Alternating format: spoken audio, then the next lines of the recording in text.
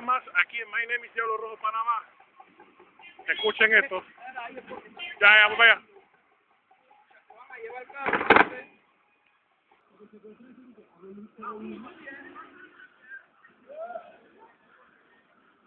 Seguimos filmando aquí a My Name is Diablo Rojo, Panamá, al Potro, uno de los buses que más traquea aquí en la ruta de Veranillo Transísmica.